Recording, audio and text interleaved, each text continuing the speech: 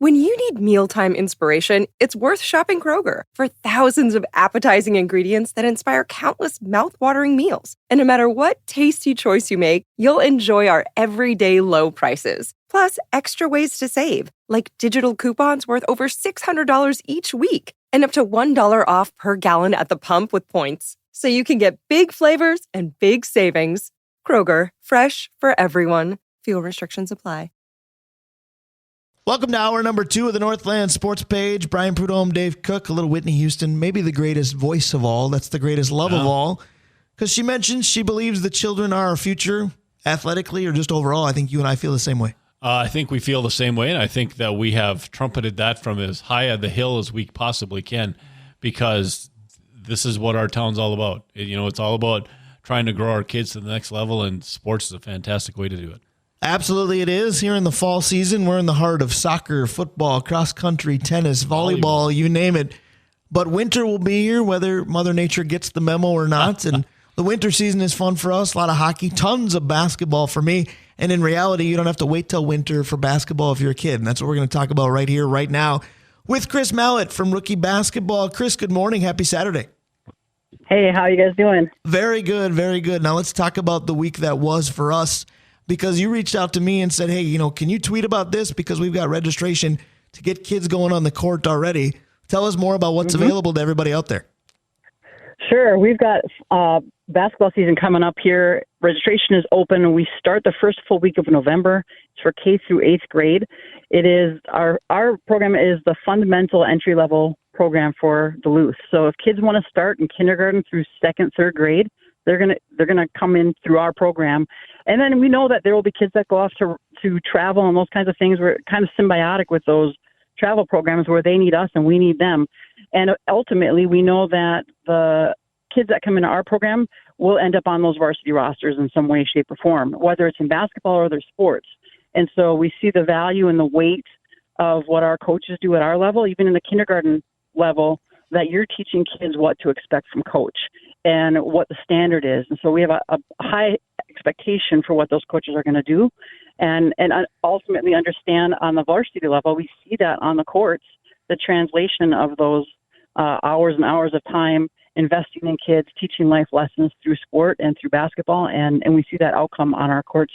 We've been seeing it for the past couple of years, a big swing in the success of our teams. And that's outstanding to see. Again, this is the Salvation Army Rookie Basketball Association. I've tweeted about this, so you can find it at my Twitter account, at BP Broadcaster. This is K through 8th grade basketball. Registration's been open since September the 3rd. We're going to get a lot more information out of Kris about this. Dave, I know you and I were very interested. Yeah, no, this is great, because the big question we had, and you kind of answered it there, Kris, is basketball in our region is on a absolute upswing. And I'm wondering, looking at the program that you have, how much are you taking out of that? Are the kids giving back? Are the high school coaches, the junior varsity coaches helping at all? I'm interested to see how the feeder system is being nurtured. My goodness, that we need an hour and a half to talk about this or more. The current coaches at the high school level, Eric Reinerson, I'm drawing a blank, Rhett, and Phil and Rich have all been incredibly supportive. Even CJ up at Marshall, of those guys, only one of them hasn't had a kid in the program, and that coach's kid is going to be in the program this winter. And so everyone has been involved with their own kids or coaching at some point in the last 12 years as I've been a part of the program. And so there's a huge, that way, their kids being involved, but also they invite us to their practices through the season. And so the kids in our program, doesn't matter what school you're going to end up going to, you can go to practice with the East Varsity girls, the Denfeld Varsity boys. We also have practice up at UMD with the men and women. That is a crazy practice. It's so much fun. They do such a phenomenal job where we've had over 200 kids show up for a practice at UMD with their teams. And they just have no trouble engaging and really supporting the kids in our program, because they know that these kids might not keep playing basketball, but they're going to make an impact in our community. And so we need to have an impact on them when we have the opportunity. And they're really, really good at just encouraging and building up and supporting the kids in our program. No question about that. I've seen those practices on social media a lot, Kris. Sometimes I ask myself the question, who had more fun, the kids or the older players getting to be around the kids? Yeah, and honestly, back several years ago before MSHSL changed their roster system I used to go in and check our roster of former players versus the rosters of high school teams, and we averaged around 500 kids on varsity rosters out of the area 7 schools in a variety of sports, fall through spring, that had played in RBA at some point. So they came through RBA, they went up through the system, either they kept playing or not, and they ended up 500 kids on all those rosters. And so we know that the coaches' impact that on our kids in RBA, those kids are going to go play other sports. They're going to go do other things. We want them to play as many things as long as possible because we want fitness and sport for life, right? And so we want that opportunity, and so we encourage that. We want to see that, but then we also understand the weight of what our coaches do and the impact that they have and the responsibilities to the families, but also to the varsity coaches in whatever sport they end up playing. So, Kris, I want to take that one step further, and I want to know if any of the players then come back and help as well, because you've got, like you said, 500 players that have played some sort of varsity sport in the last bit. How often and how much do you encourage past players to come and help a little? Sure, they can come and help a lot. We've had kids who were currently on varsity rosters come and volunteer referee in our spring 3-on-3 league. We've had kids come back and work as referees. We currently have a kid, well, he's not a kid, he's a young adult, who is working with me, who was a former RBA player that went and played at Denfeld and is now working for me. And so there's a lot of kids. We also have kids. Well, they're not kids. See, I'm in that mindset of I'm still young. You're dating yourself, Kris. Yeah, there you go. Yeah, geez. So they're adults who are parents of kids who played in RBA as kids and now are parents and coaching their own kid in RBA. RBA is a 37-year-old program. It's been around for a long time. I honestly didn't have a clue of what it was. My dad was doing some volunteering at Salvation Army when I was in high school, and he said, they got a basketball program. You could go down and volunteer in the summer. So I went down for a week in high school and volunteered between my junior and senior year. Can you believe that? And now, I had no intention of ever coming back and working or anything like that here, but I was just, I loved basketball and I had time, and so I went and volunteered. And so to see kids doing that now, we have kids coming through a program called the Incredible Exchange through 4-H and the Minnesota Extension that volunteer in the summer.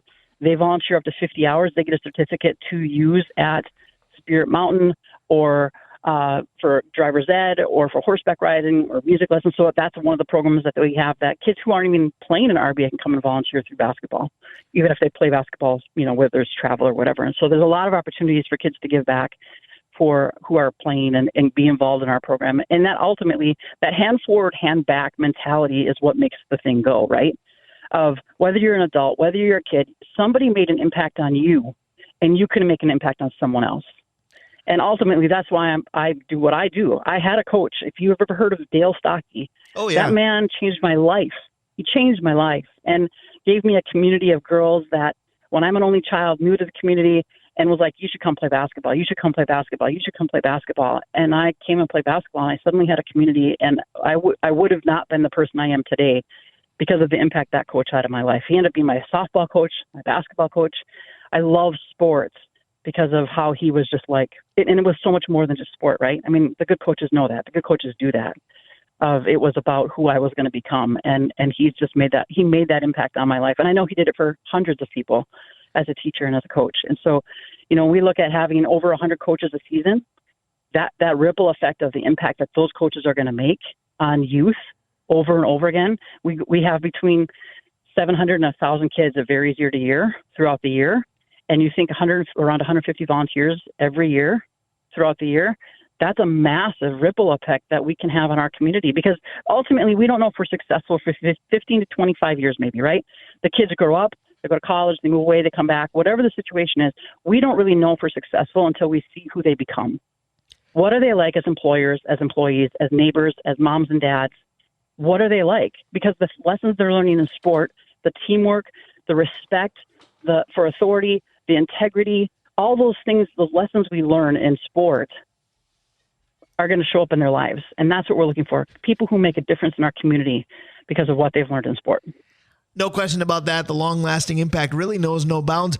Now, I want to ask the question that I ask just about everybody when we come up with community events or registrations that people need to be aware of.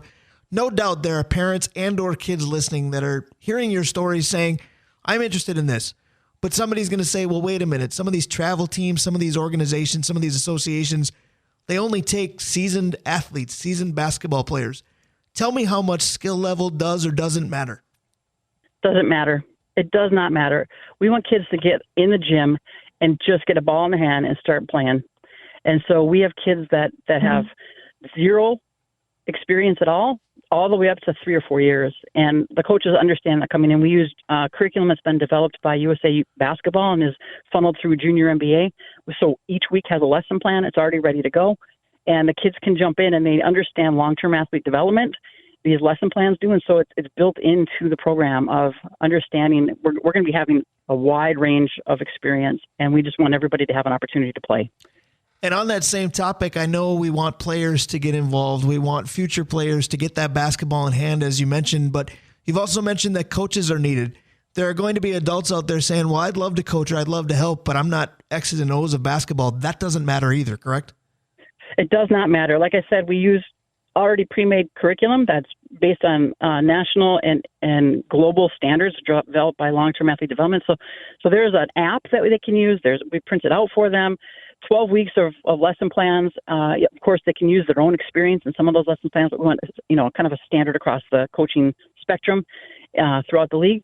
But yeah, we absolutely need volunteers. That's what makes this work, is the people who have had experience through sport or by people making an impact on them that want to make an impact for the better of the community. And so those volunteers are who we're looking for, who we need to make a successful season. And we've been so fortunate, so blessed over these years and years of RBA to have people come in and just pour into kids. And it's not, the biggest investment is the time. The knowledge that they have, the love for the game, the love for kids, that investment of their time is everything. And we know they're busy, and we say this is the time slot you're going to have for practice and for games, and try to keep it as moving forward and as efficient as possible. Each team has 2 coaches, so people don't have to coach by themselves. If they want to be a head coach, we certainly can rig that up. But absolutely, we need coaches and volunteers in a variety of roles, whether it's a head coach, assistant coach, co-coach, team parent type thing, to make it go. And so, yeah, the word about the coach is the big thing right now. That's excellent. Now, of course, Kris, as we're talking to Kris Mallett with Salvation Army Rookie Basketball Association, I want to put on my journalism cap here for a moment and make sure I'm doing my job with the who, what, when, where, why. We've covered a lot of it. But other than my Twitter account, I've already told people, I tweeted about it earlier this week. It's still my last tweet. I'm not Donald Trump. I don't do it super often. But if you go to @BP Broadcaster, you will find the information. But I want you to tell folks, if they're listening, going, okay, I want to write it down. Where am I going? Where do they need to find out everything? They can Google Salvation Army Rookie Basketball Duluth. I have a shortcut. It's lowercase bit.ly/all uppercase RBA Duluth. That's excellent. And in the past, obviously, turnout's been good. What about the timing of things? I know registration's been open for about 2.5 weeks. How long do they have to get this done? Sure. We have a soft deadline of October 4th, so 2 more weeks. And then there's a late fee for another week. And so you've technically got 3 weeks, but if you want to save some money, you've got 2. So we want kids to get registered. So then I have some time to get, last year we had just over 500 kids. And so getting all those kids on rosters, all those coaches onboarded, there's a vetting process that we do with a background check, reference check, all those kinds of things for our coaches, and a training they have to go through to be approved to coach. And so we have to have time to get all that in. And then we start the season, like I said, in the first week of November. I want to piggyback off something you just said there. You mentioned the deadlines, and if you want to save some money to do it at this point in time, saving money is important to everybody. People out there are interested, and they're going to say, how much is this? And basketball kind of prides itself on being one of the more inexpensive sports because you got a ball, you got some shoes, and you got a gym floor, and you're set. How much are we looking at here cost-wise for families? $95 for November to mid-March. Sounds like a good investment. Speaking of investments, do you have a favorite story? Because I do follow your social media account, and we see pictures of players that are doing great things at level upon level upon level, and we see pictures of when they were 6, 7 years old playing for RBA. Do you have favorite legacy stories or legacy players when you think about things? It's hard because you see the standouts like the Broman brothers, Gianna Neepkins, Maddie Thompson, all these kids that have gone on and done great things. And when we have so many kids coming through the program, you hope for kids like that are the standouts that have the big programs. But I want to say one of the things that impacted me most this year was we had a family that applied for a scholarship, and they said, we started playing basketball. My kid really loved it. And all of a sudden I noticed the behavior at home started changing, and the grades that were failing started going up. And now I can't afford to pay for basketball, but I can't afford for them not to play basketball. And for me, those big standout stories, I mean, I can't wait to watch Gianna Eakins on the court, but I can't wait to see that kid on the court. That is excellent. The ones that need it in their life. Yeah, those are the stories that really make sports worth it in every sense of the word to me. This segment was worth it. It's great to get the word out. Kris Mallett, I appreciate your time. Hey, guys, I appreciate you guys so much. Thank you so much for helping me out. Absolutely. It's our pleasure. Anything for the kids, and start them early in any sport we can. Bumping out with a little Fleetwood Mac. Don't stop thinking about tomorrow. The tomorrow of big-time basketball starts at that Rookie Basketball Association. Absolutely, and she threw some names out there of people that have gone up, and beyond. Those kids are starting now, so anything we can do to help support them now. So, Kris Mallett, thank you very much. When it comes to the Rookie Basketball Association, the talents that they're selling, we're buying. We're going to play buy or sell next. This is the Northland Sports Page. Brian Prudhomme, Dave Cook. We will be right back. Stay with us. We don't. When you need mealtime inspiration, it's worth shopping Kroger for thousands of appetizing ingredients that inspire countless mouth-watering meals. And no matter what tasty choice you make, you'll enjoy our everyday low prices. Plus, extra ways to save, like digital coupons worth over $600 each week and up to $1 off per gallon at the pump with points. So you can get big flavors and big savings. Kroger, fresh for everyone. Fuel restrictions apply. Let's say goodbye here until noon, but we know a good buy when we can find it. Speaking of good buy, thank you to our sponsors for buying into this show. We are the Northland Sports Page. Brian Prudhomme, Dave Cook. Dave's going to tell you all about our tremendous sponsors right now. He most certainly is, Brian. We're going to start with Kohler Toyota and Kohler Hyundai. Mike Regan at Christensen Group Insurance. Assisted Living Locators. You can reach them at www.assistedlivinglocators.org/Duluth. Kraus Heating and Cooling, your Carrier HVAC authorized dealer. Mountain Royal Bottle Shop, Ferguson Bath and Kitchen, the Blackwoods Group, including their locations in Proctor and in Two Harbors, Tavern on the Hill, and, of course, the location on London Road. Rolla Architecture Studio, Hoops Brewing, ABS Auto Solutions, Stewart's Bike Sports and Trophies, Comfort Systems of Duluth, and Advantage Emblem and Screen Printing. So thank you to everybody for, again, getting behind this show. Arola Architecture Studio, he kind of created a monster. He was the first. He's the OG. His segment will be last. Drawing Lines will have Vencie Glenn again this morning. Yeah, no, and some interesting stuff has happened in football since the last time I spoke with him that I have some questions for him. Hey, you guys are making up for lost time because you didn't get to talk to him last week. Steve Patosha did, and Steve Patosha looks like a kid in the candy store when Vencie Glenn's on the air with us. Well, it's just a different kind of football conversation, right? I mean, and we love to talk about, fan speak, like Vencie says, but sometimes it's fun to get, a little bit into the weeds, and hopefully the questions I have are going to be that. A lot of times the thought that he's selling, a lot of us are buying. It's time to play buy or sell right now, and here's how the game works. I'm going to give a statement for each of the four major sports leagues, MLB, NHL, NBA, NFL. If Dave agrees, he's going to say buy, and he's going to tell me why. If Dave disagrees, he's going to say sell, and he's going to tell me why. Dave has two responsibilities. He's really good at one of them. That's his piping hot takes.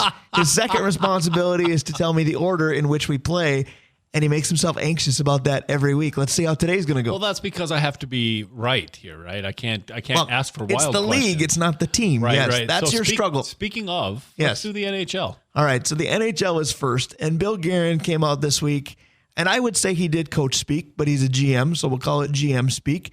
And he outlined some unbelievable importance about today with the preseason opener for the Wild taking place and talking about the quest to be the team that we want to be, to get to a place that we want to go, and to really get on the right trajectory for this season.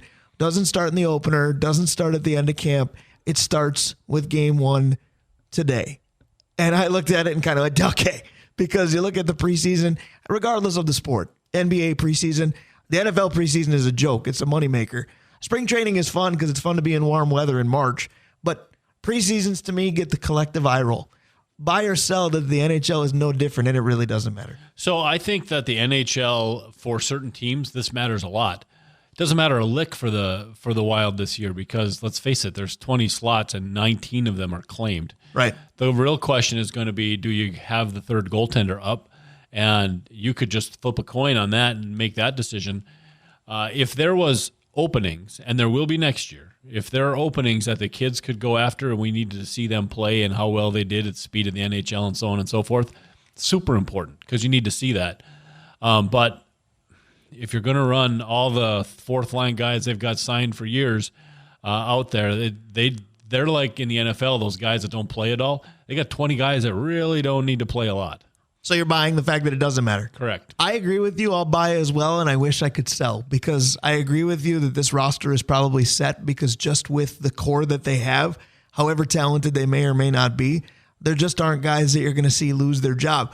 My problem with that is usually you say things like that, well, the roster is spoken for. You say that about a really, really good team. This is not a really good team. But for like Columbus, this is gigantic. They went through this awful stuff over the offseason, and now they need to know where they're at. Winnipeg has a lot of players that they need to break into the roster.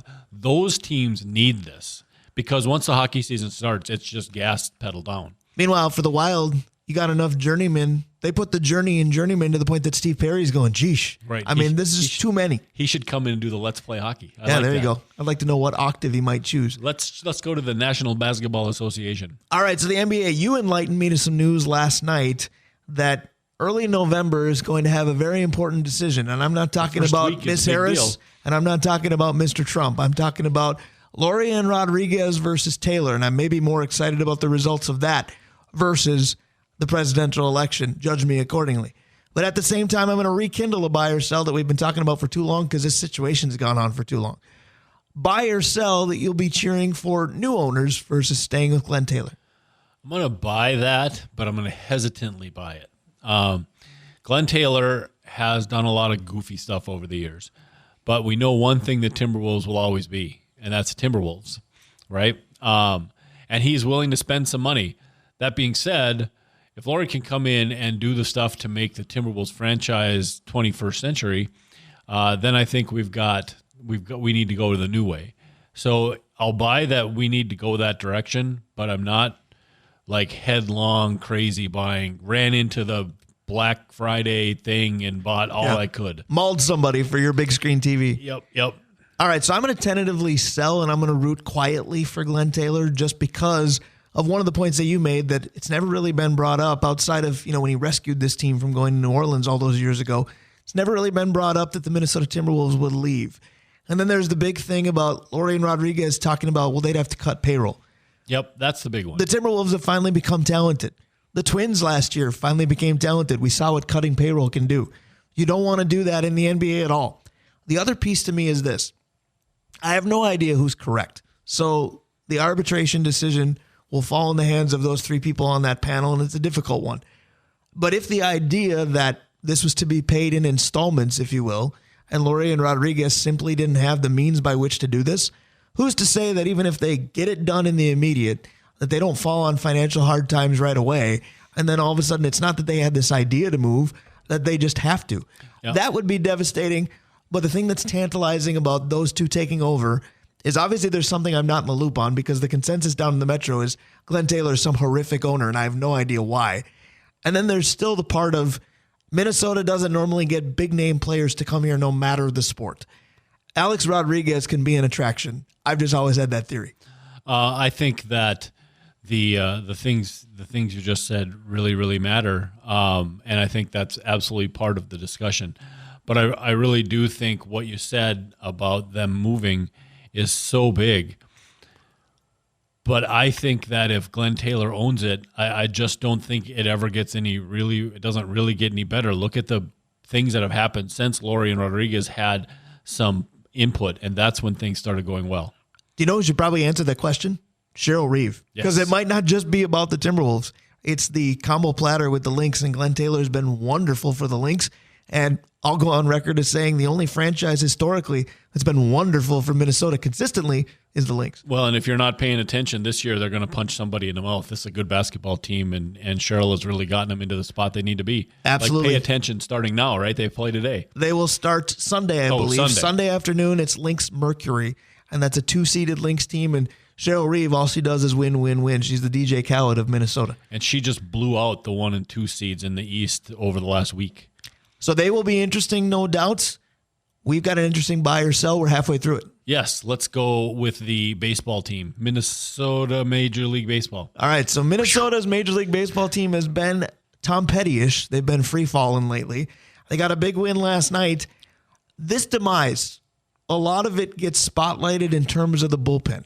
When you look at the problem with this team, buy or sell that you would start with the relief pitching. Sell. Me too. Because the relief pitching the overexposure of relief pitching is a direct result of the inability of the starters. So we got to go with that first. It's starting pitching that's the problem. It's not that either, by the way, but continue.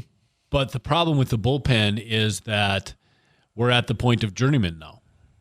So the bullpen we started the year with, you thought you were going to have Brock Stewart and all those pitchers who we really could rely on. Well, they're gone.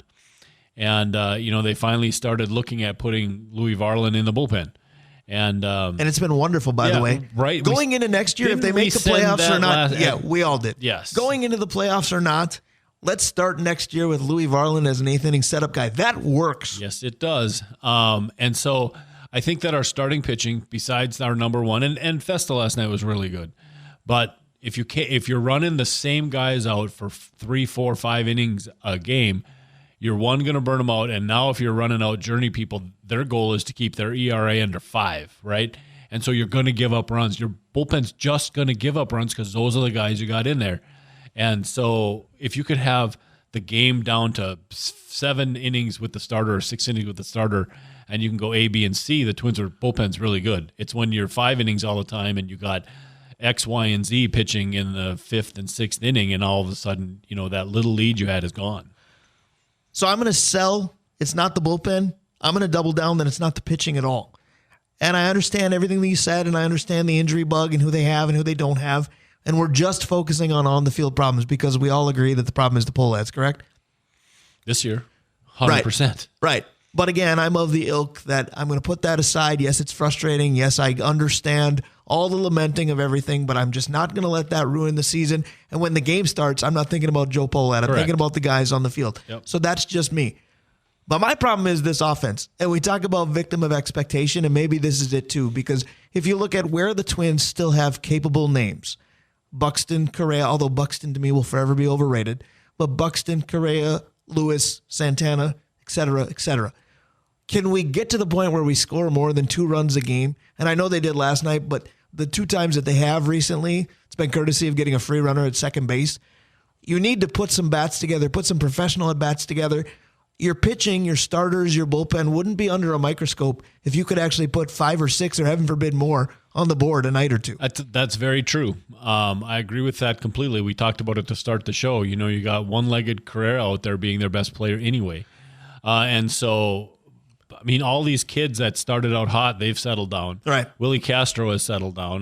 They're starting to be who they thought they were. And the problem is those guys together can't maintain a lineup. One at a time, they're just fine. But if they are all playing, that's a problem. Well, and the problem with September has been this. You look at September-only batting averages, and even Tim Laudner is going, yeesh. And you look at the amount they're striking out in September, and even Joey Gallo's flinching.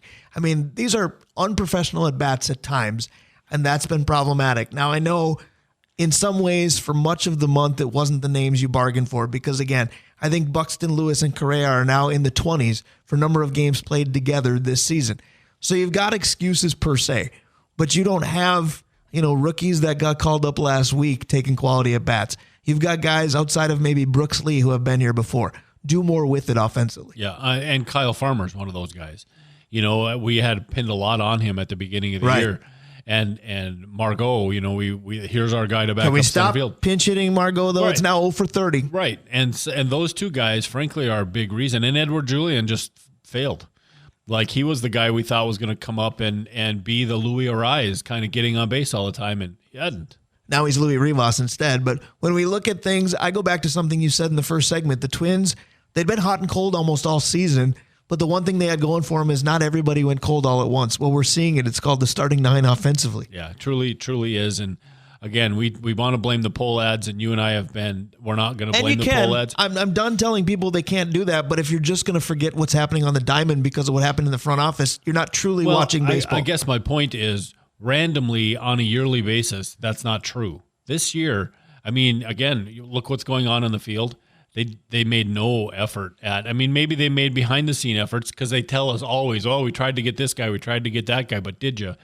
I just this year, the beginning of this year with the whole money, we're not going to spend any money, so I hope you enjoy this year because you're going to get this, that, and the other. I think this year it can be pinned on them. It can, absolutely. But what I'm going to say also is this, and it's going to be a really bad analogy, but I'm going to go with it anyway. At what point do you just get it and you have to adjust? Because here's what I look at. You're getting a knee replacement. I have cerebral palsy. I'm not going to sit there and say, well, maybe next year we'll both sprint somewhere. It's not going to change. So unless the team finds new owners, which I know is what people are hoping for, the Poleads are in charge. This isn't going to change. So you have a great farm system. You need to keep having that. Yes. And you need to nurture it a little bit better. That's why Falvey and Levine, in my opinion, should still get a pass because what they're doing is kind of working. In some way, I think Rocco Baldelli should too, because Rocco's kept this thing together right. with spit and chicken wing. And I understand that there are some decisions he makes that you go, well, that cost us the game. I think most managers under the scenarios they've dealt with are 10, 20 games under 500. Yep, I think Rocco needs to actually get a hat tip this year. But, we've said the Twins need to develop pitching. Look at their roster. The pitchers haven't been fantastic, but how many of them are homegrown? Almost all of them. Well, it's a little bit like Steve Patocha always tells me my problem isn't Kwesi, my problem is Ryan Grigson. So I'm wondering if it's not Rocco and not the Poleads, but maybe it is a little bit Falvey and Levine because you traded Jorge Polanco for literally what turned out to be nothing. Whose talent evaluating turn at times? Well, the trades haven't been good, but the drafts have been excellent. Right. But baseball drafts, you don't notice that for 5 years. Which means their development program has been pretty good. But nobody wants to hear that. Wait until 2029. They'll be superb. That's true. All right, so we close with the NFL. This one isn't as fun because we almost talked about it in segment number 1. But with all the old friends coming back tomorrow, Stephon Diggs is probably the headliner. If you love defense, you'd say, nah, it's Daniil. But I think it's Stephon Diggs. And buy or sell that you expect Stephon Diggs to get booed tomorrow. Okay, so I expect Stephon Diggs to get booed tomorrow. I think it's dumb. I think that Stephon Diggs, while he was here, was the fan favorite. And how many people now are you reading that Zim just kind of rode roughshod over? How was that relationship? I mean, there's all kinds of things that go into Diggs, and he's mercurial, right? He is a diva. All that stuff's true, and he did get bounced out of Buffalo, so maybe it is all him. But don't forget the miracle. Don't forget his play while he was here. Don't forget we drafted him in the 5th round out of Maryland. He was broken all the time in college, and we helped develop him into the receiver he is today. I think that he really should get a round of applause. I think you're right, but I also think that Minnesota fans are smart enough where I don't expect him to get booed tomorrow at all. Because if he does, unless he makes some sort of catch where one foot's out of bounds and the refs rule him in, then we're booing him and the refs. I think Minnesota fans are intelligent enough that why would you bother? Because for one thing, all he really did was speak the mind of a lot of fans when he was angry about Kirk and wanted out of here. Guarantee you there are plenty of Viking fans that wanted Kirk out of here, so it's not as though Stephon had blasphemy there. He was certainly talented while he was here. He didn't go to a rival. To pretend that we're rivals with the Buffalo Bills or rivals with the Houston Texans is false. So he's not here playing for the Bears. He's not here playing for the Packers. He's not doing anything like that. He mentioned all of his good moments, which was fine. Maybe his best moment he had nothing to do with because we don't often hear about trades where both teams come out a winner. Yeah. And really now, because the Buffalo Bills don't have Stephon Diggs anymore, although they may tell you that's a good thing, the Vikings are the only true winner. They got rid of Stephon Diggs for a first-round pick that became Justin Jefferson. I think the only reason you boo or lament anybody coming back is because you don't have an answer since they left. The Vikings aren't exactly hurting, although literally with Jordan Addison they might be. You aren't struggling to figure out who wide receiver 1 is since Stephon Diggs left. I don't understand for a minute why the Vikings would boo. Here's my other question. Or Viking fans, I should say. Had he come with Buffalo the year after, then he probably gets booed. But he's on the second team since. And coming back for the first time, I hope they don't as well. But I expect that he's the one that'll get booed if any of them do. Well, and if there were players, or in this case Diggs, that you had a problem with something he did, isn't that second team a big factor because we also learned that he got to be somebody else's headache? Yep. That's why I think that there's going to be a little less chance of that because of the situation that he was in, right? That he caused.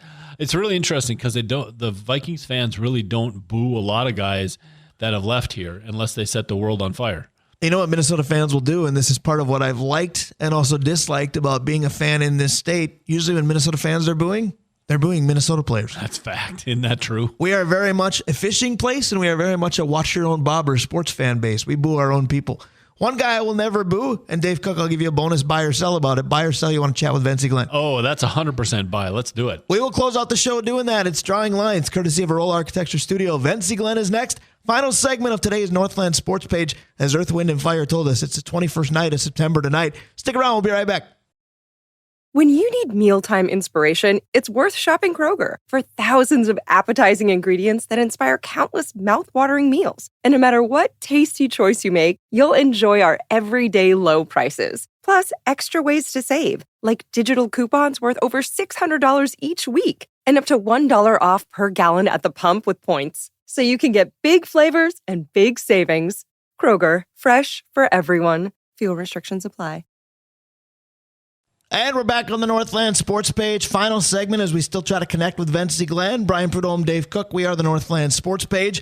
When it comes to connections, though, great connections with great sponsors. Absolutely. Let's start with the OG, the Drawing Lines of Arolla Architecture Studio, Hoops Brewing, ABS Auto Solutions. You know, Brian, again, if you have a car, short message here to Aaron. If you have a car that is new and you're excited about it, well, winter's coming, and ABS Auto Solutions can do all kinds of rust proofing. You know, they have all the tools and all the stuff in order to make sure that your car, your ride, survives this winter and many winters to come. Stewart's Bike Sports and Trophies, Comfort Systems of Duluth, Advantage Emblem and Screen Printing, Kohler Toyota and Kohler Hyundai, Mike Regan at Christensen Group Insurance, Assisted Living Locators at www.assistinglivinglocators.org/Duluth. You know, Brian, we had a situation. I saw a comedian the other day who said, 50 is the adolescence of old age, right? And the one thing you have to learn is how to take the keys away from your mom or dad. And when you get to that point and you're starting to look for assisted living and assistance like that, forget it. There's nothing out there. Well, there is something out there. Right. Utilize assistedlivinglocators.org/Duluth. Kraus Heating and Cooling, your Carrier HVAC authorized dealer. Mount Royal Bottle Shop. Ferguson Bath and Kitchen, and the Blackwoods Group, including their locations in Proctor and in Two Harbors, Tavern on the Hill, and the OG on London Road. The OG of Blackwoods locations on London Road. That's correct. You threw me off with the OG. I thought you were segueing back to Arolla Architecture Studio, as of course they bring you Drawing Lines, and we often make reference to on-air production meetings. We think we've got a connection now with Vencie Glenn. Let's see. Happy Saturday, 2-5. How are you? Hi. Gosh. Vencie, how are you, sir? It sounds like you might be busy where you are. Can you hear us okay? I got you. Yeah, can you hear us? Yeah, I hear you. I'm sorry. I'm outside, to be honest. That's okay. You've probably got good weather to do that. Up here today, we're not so sure that that's the case. But speaking of things looking nice and sunny, that's been the first 2 weeks of the Viking season. You mentioned last week you like what you saw against the Giants in week 1. Competition elevated against the Niners, of course, but the Vikings elevated their game too, and that defense has been lights out. You had to appreciate some of that last week. Yeah, efficient. Offense is efficient. Defense is efficient. Special teams efficient.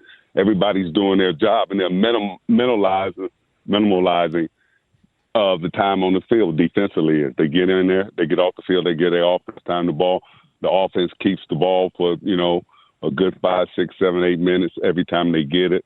Special teams doing their job. So the Vikings are playing at a high level and with a lot of confidence.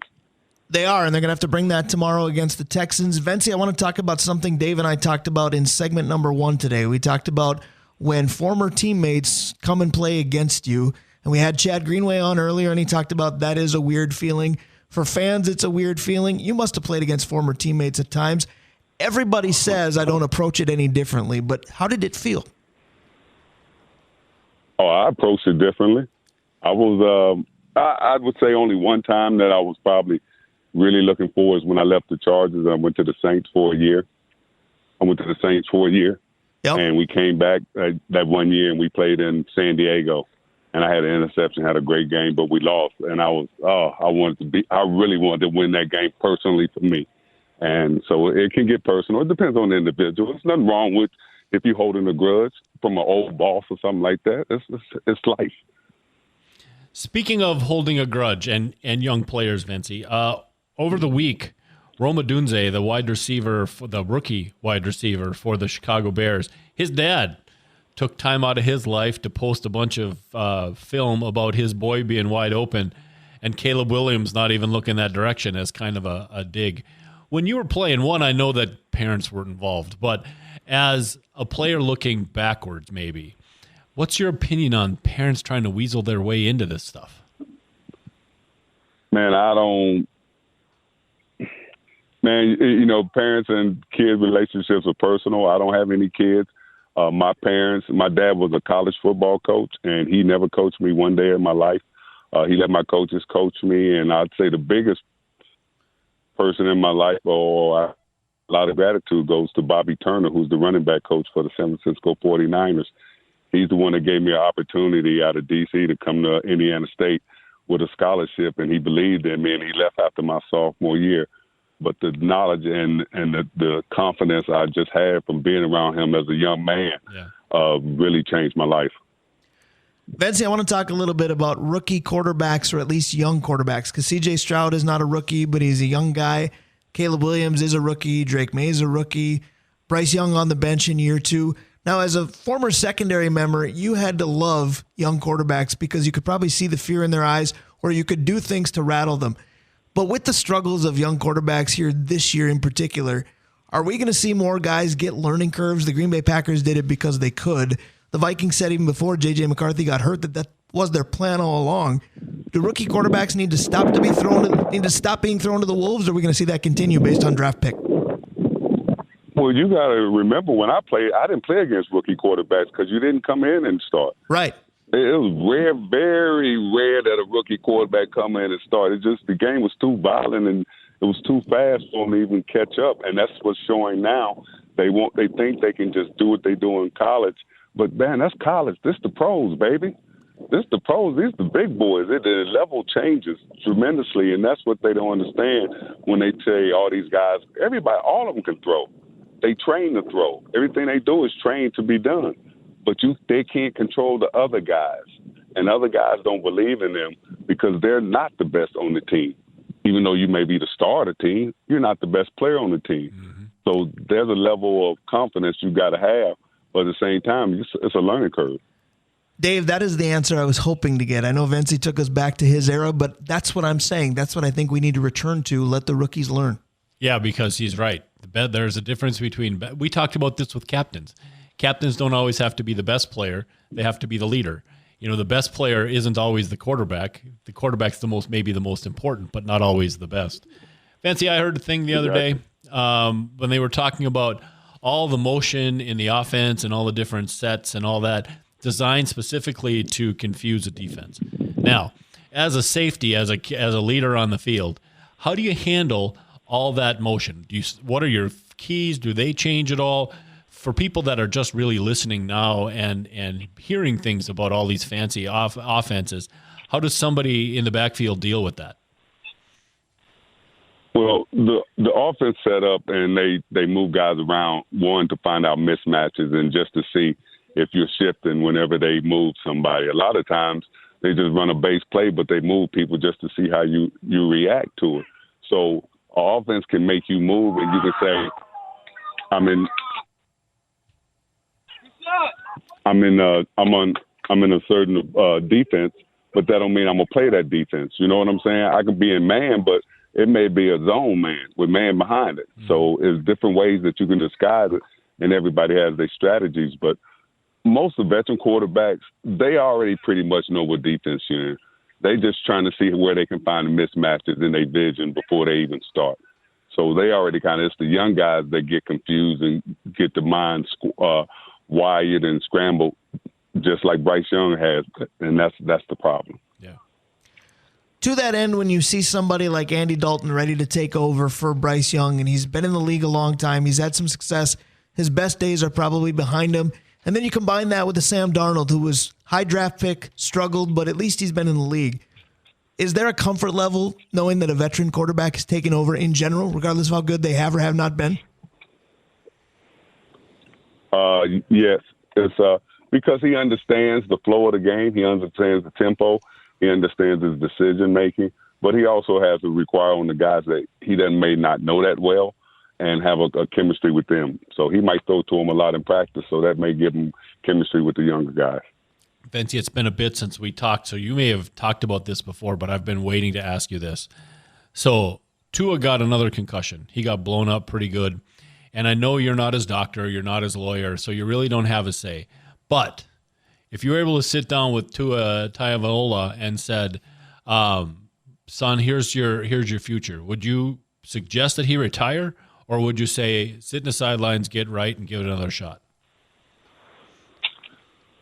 I would tell him to, well, first of all, I'm going to be honest with you. The doctor's going to tell him when he got to retire. True. Whether he wants to retire, that's his own decision. But they won't let him play if they see there's a real danger in his mental health and things like that. That's why they're there. So whether he wants to keep playing, does he have the confidence to play, is strictly on him, and that's a personal thing. I played with my jaw broke my rookie year for 6 straight games, and that wouldn't be done this day and age in football. So, I could have got off the field and never got back on again. So there's a lot of personal things that you have to deal with, and it's a personal thing. It's nobody's decision but his. He has the right to make it with his doctors, and that's his privacy and the team's privacy act, and let him do it. And it's not for us to speculate. I can appreciate that. Vencie, we've got under 2 minutes to go, but I've been thinking of you all week because the injury reports in the NFL are getting longer and longer this early in the season. And you've said when preseason existed in your era, you played throughout. Now nobody important tends to play in the preseason. Is this part of the problem? Because you've said this before, nobody's conditioned when the real thing starts. Oh, it's going to be a big problem. It's going to be a big problem from week in and week out. And like I said, guys, and I've said this before, you hear me say, you have to create competition on your team. You have to create competition. A lot of teams depend on one or two guys to beat the whole team. And when they get hurt and go on IR, now the whole team's in disarray. But what the Vikings have done in their prime example, they've created a football team where their top 2 guys are injured, but they're still winning. And just like San Francisco, they put McCaffrey on IR because they knew they had a bona fide running back after week 1 that could tote the rock for the next 3-4 weeks. They want these guys in December and January. They don't care about – now they're figuring out, I don't care about September. I need them in December, January when the playoffs. I don't want them banged up going into the playoffs. I want them healthy. No doubt about that. We're always glad that you have healthy takes for us each and every Saturday. We appreciate you again. Let's do this again in a week. All right. Sorry about the noise, guys. That's all right. You're good, Vencie. You always Thank you. bring the noise in the best way possible. Let's do this again next Saturday. All right. Be good, guys. Thank you. You too. That's 2-5. Vencie Glenn. That's Drawing Lines, courtesy of Roll Architecture Studio. And that is the Northland Sports page for this week. Well, Brian, it was good to be back. Thank you for including me again. Yes, you did very well. Speaking of including, we included a lot of folks today. Thank you very much to Chad Greenway. Thank you to Kris Mallett. Thank you to Dave Hoops. Thank you to Vencie Glenn and Dave Cook. Thank you. Appreciate you, Brian. I'll take your thanks. I don't know if I earned it today, but it's been a good time. Go Gophs. Go Vikes. Go ahead and enjoy your weekend. It's time for 2 more tomorrow. Easy Lynx. for me to say. We got to get out. Bye. When you need mealtime inspiration, it's worth shopping Kroger for thousands of appetizing ingredients that inspire countless mouth-watering meals. And no matter what tasty choice you make, you'll enjoy our everyday low prices. Plus, extra ways to save, like digital coupons worth over $600 each week and up to $1 off per gallon at the pump with points. So you can get big flavors and big savings. Kroger, fresh for everyone. Fuel restrictions apply.